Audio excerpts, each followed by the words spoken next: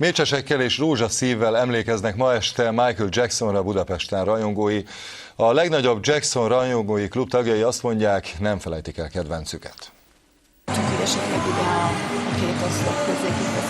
Nagy volt a sürgés-forgás az egyik belvárosi kávézóban már délután 3-kor. A legnagyobb Jackson rajongói klub megemlékezést szervezett a temetéssel egy időben. Talán így a legtragikusabb lett volna itt számunkra, amit így sokan tudáltak, hogy publikus lesz a temetés. Nem szerettek volna nyilvános temetést, úgy akarnak Michael Jacksonra emlékezni, mint amilyen fénykorában volt.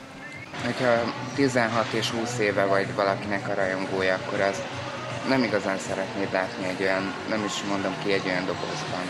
Rózsákból szívalakot formáltak és mécseseket gyújtottak. Nekünk nem csak a példaképünk és a kedvencünk volt, hanem úgy érezzük, hogy egy nagyon közeli családtagot veszítettünk el.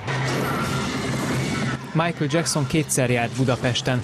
Ezt a klipet a Hősök terén és a Várban forgatta. Röviden arról szól, hogy a pop királya megdönti a kommunizmust Kelet-Európában. Tetőtől talpig egy hatalmas tehetség volt, aki végül is a sztárságánál fogva a zenében egy olyan fajta szólós stílus tudott nagyon-nagyon sikeressé tenni, ami szerintem jót tett a könnyű zenének. Nem csak előadó művészként volt tehetség, zenéket is írt. 2 dal a Simpsons sorozatból például az ő nevéhez fűződik. A magyar rajongók azt mondják, ők a temetés után sem felejtik kedvencüket, továbbra is összejárnak majd a Petőfi csarnokban.